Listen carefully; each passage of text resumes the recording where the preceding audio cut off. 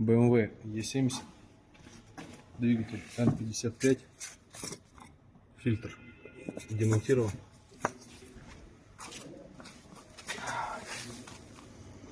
Очень стойкий запах топлива, бензина в частности. Сюда подводи сразу.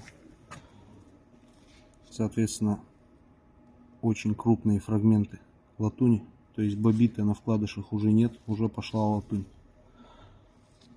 Гибель двигателя очевидно. Вкладышей там уже нет. Везде разной величины фрагменты, и они уже латунные. Можно видеть.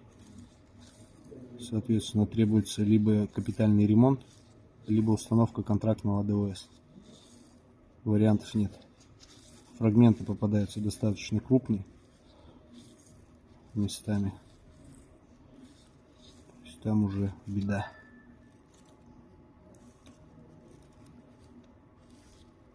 Сейчас я на макросъемку сделаю фотографии, чтобы было видно.